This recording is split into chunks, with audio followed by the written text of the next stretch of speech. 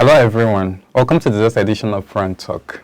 I'm Ali Jalal. With me here is David King Etienne, a highly experienced marriage and relationship coach.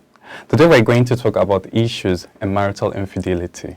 Marriage is one of the most important social institutions in the world for a very long time. But one of its major challenges is the issue of infidelity, which has killed a lot of marriages, and a lot of marriages has been sinking down for years.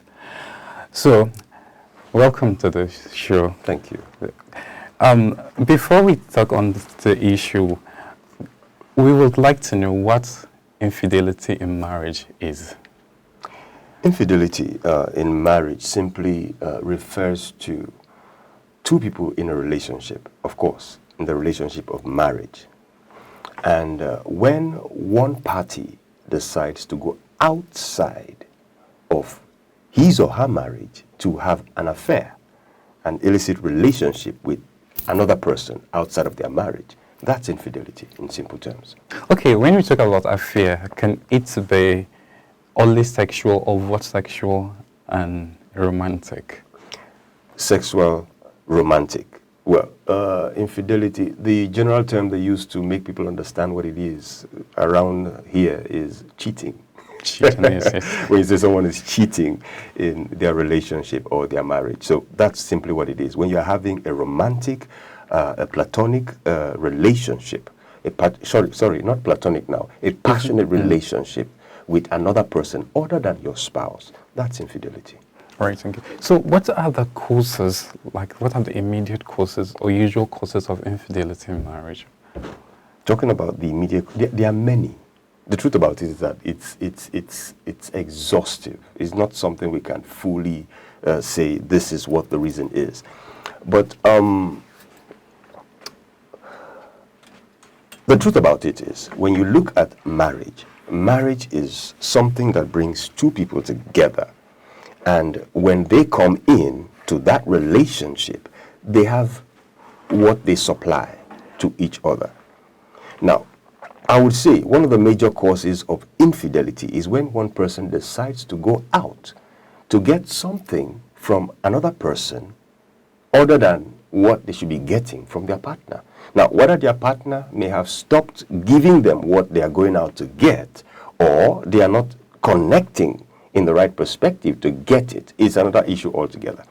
But the truth about it is, you are going out to get something from someone else that you should be getting from your partner. So when we talk about the causes, there are many. For instance, statistics. Let me point out one or two things for us, which I noted here. Statistics given by a lady called Halina Singh. She said that 56% of men who claim, who have been cheating, claim that their marriage is happy. They claim that their marriage is happy. 56%. And then he said 33% of women who also cheated claim that their marriage is happy. So, well, happiness in marriage again is subjective, because what they would turn to mean happiness in their marriage, another person may not, see it as happiness. But at least they claim that their marriage is happy. So it's not sadness or certain discomfort that is making them go out to cheat.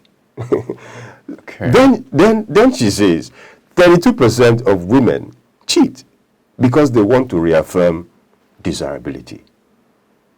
So someone approaches you and you feel, oh, it makes me feel I'm desirable. And before you know it, you get into a relationship and you're cheating. Is it 48% of men cheat because they want more than what they are getting at home?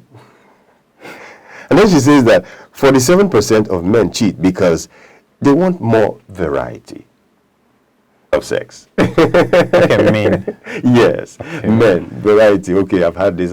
It's like saying when you are eating at home. More like reconfirming the notion that men are naturally polygamous in nature. I tend to want to agree with that, not as a spite on men. Of course, I'm a man, so yes. So, so many reasons. Okay, if I mean to jump on that statement you just made now about men being naturally polygamous, Yeah. I usually would say that okay, take for instance, just look at an animal, for instance. A he-goat doesn't mind going around with all the other she-goats around. Yeah, yes. And those she-goats, they don't just go to any man or male goat. Okay. Because by nature, they have heat period. It comes once in a long while. Mm-hmm. And when it happens, the male that is available comes, and that's it. But the man, so I say a natural man wakes up in the morning and feels turned on. He's not thinking of anything. He feels turned on. And so many things could just distract the man. It could just be a woman passing by. You know, it's not his wife. And he's taking that second look. It just happens with the man. And so a lot of times, you know, that could be one way. Self-awareness is very important in curbing this matter. Because when the man knows that, okay, this is what is happening inside me, he becomes aware. And then he knows how to control it. So that is just an aspect of it. A lot of things happen. People even, you know, get into other relationships as payback. So there are very many reasons why. Okay, although I don't know whether that research by that woman is authorized, or I don't know why she got the sources of her statistics, but but it's obvious that men cheat higher than women, the rate at which men cheat in marriages. So, like, don't you think there are some social factors that like make it easier for men to cheat, or like it's the society judge women? Not necessarily social factors. It starts with the biological state of the man. But do you agree that the society judges women higher than it judges men? Oh, judges women more than judges? Yeah, when it comes to sexual practice. But instant when you hear of like cheating in marriage, when it's a man that cheats, we have like normalized it. But when it's a woman, it becomes the news in some ways. That's wrong. And yes, it happens, but we are supposed to change the narrative and call a spade a spade. So if someone gets, okay, take for instance now, when it is the woman who does it, she is stigmatized. And when it's the man that does it, he's seen as a playboy. Yeah. He's seen as something that, okay, you can just do it and get away with it. In fact, a lot of guys don't think it is normal not to have an affair outside. Yes, a lot of guys think so. And so if you are even faithful in your marriage, or let's not even say marriage, even when maybe you are courting, premarital dating with premarital relationships, they feel you cannot just put all your eggs in one basket. You have to test this before you finally say, okay, I want to settle. I mean, it looks like a normal way of life, but it shouldn't be. Okay. So, like, I think it can boil down to the idea that the society judge. So, like, talking about infidelity once again, we are in the world of social media where, like, almost everybody uses social media in one way or the other. And I think proximity to the opposite gender, or a kind of intimacy in one way or the other, which social media gives us the privacy to do, also contributes in marital infidelity. What do you think in that angle? Mm-hmm. You use the word proximity. Yes. Now, whether it's physical proximity or virtual proximity, yes. It's the same thing. Now, for me, proximity is actually the first step to any relationship building, whether it's a proper relationship or an extramarital relationship like this. Proximity. Now, whether somebody is always bumping into your social media page to either comment on something, and before you know it, both of you find yourself back into your inbox. It could start with an innocent discussion, but then it becomes frequent. That's proximity building. So at times when I hear people say, I don't know how it happened, or it just happened. It doesn't just happen. It begins with proximity. Again, self-awareness. When you begin to be aware that, okay, this is what is going on here, you need to pull yourself back take some steps and observe that, oh, I need to put myself under control. And so the reason, of course, social media is very open. Before you know it, different kind of discussion. Now, if your partner is not the type that, gets into discussions with you, maybe he's not let me put it this way, maybe he's introverted. And so he feels that, oh, he doesn't relate, he doesn't communicate, he doesn't talk. Now, not that that's supposed to be a limitation. But again, when you are aware of yourself, you can know how to handle and how to relate with your partner. Okay, so in circumstances where infidelity has taken place and both the partners have discovered it, so what are the chances of they still staying together after that discovery? It's hard, but it's possible. It's hard. Very hard, but it's possible. Why do I say it's hard? It has to be achievable when the two partners are willing. That's the key word, willing, and can walk their way back. Now, understand that when infidelity happens, trust is broken. And it's always very hard to rebuild trust. In some cases, it may never be rebuilt. So, but it takes a process, a natural process. You have to build back your relationship, your communication level, your discussion level, and so many things. And then you will know that, okay, I used to say this. There's a statement people used to say, forgive and forget. Yes. That again is very hard because you can forgive, but how do you forget? It's like it comes back to your memory. So what do? I tell people, I said, if you don't forget, it's almost impossible to say or to claim that you forgave. Because it keeps coming back, keeps opening the wound. So I tell people, how do you measure that forgiveness has actually taken place? It's how much you don't even remember that incident. And not to remember, it doesn't mean that you can't flush your memory. You can't be brainwashed to forget completely. But now you can replace memory, old memories with new things. Meaning that the person who may have erred has a lot of work to do. It's just something the person must do. Whether it's the guy or it's the lady, they have to do so much over time to build back the confidence of the person they've hurt. Okay, do you think it's okay to keep a married person to keep an opposite gender as a close friend, or do you think it can pose challenge on the married? I dealt with that question a few days ago. Oh, yes. Yes. There's nothing wrong with a married person keeping friends with the opposite gender. But again, just like they say in our local parlance, that if handshake pass elbow, is no longer handshake.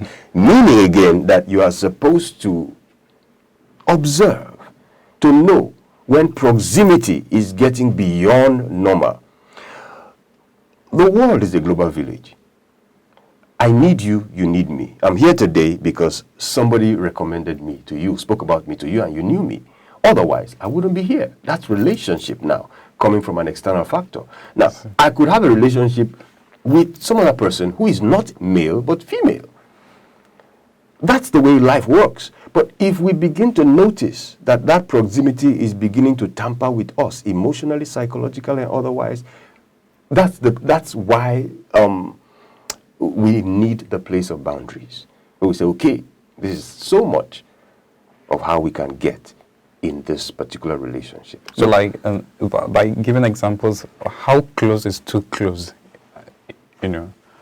I can't measure that in words. Yeah, I know that. So that's why I say by examples. That's why I say the two people would know. Take for instance, okay, let me give an example.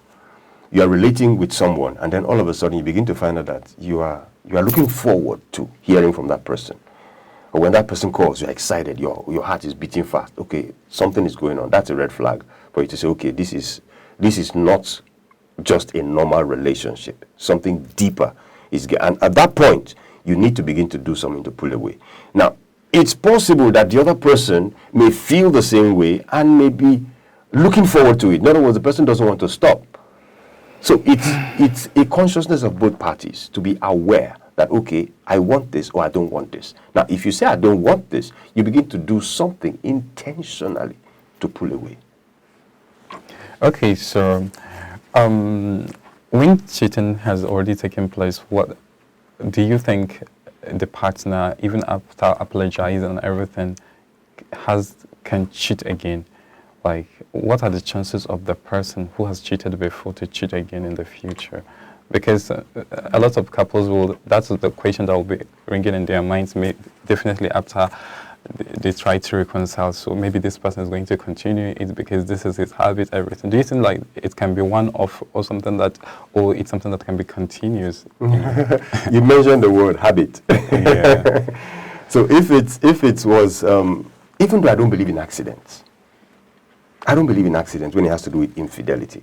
It's just that, okay, you were not alert, you were not paying attention to the red flags, or you just disregarded them. But there were warning signs that this thing is going somewhere. So I don't believe in accidents. But let's assume it just happened once and you regretted it. It's possible for it not to happen again.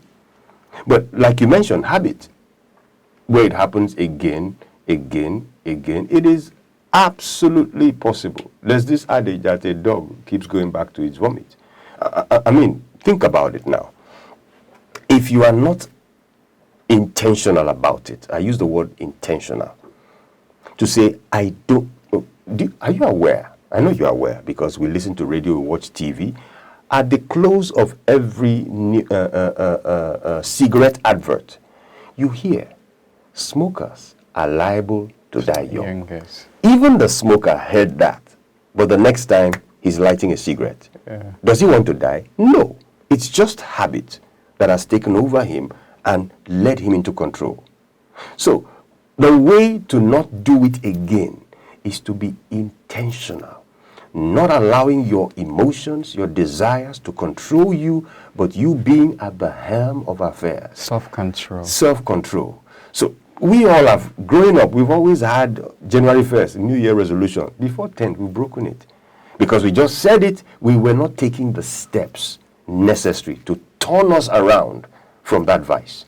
So, intentionality, walking with your will and saying, I want to stop this, you can. All right, thank you so much. Okay, ladies and gentlemen, with this we have come to the end of today's edition of Frank Talk. Thank you so much to David King Etienne. That's a very insightful comments from him about infidelity in marriage. Stay with us next time, same time.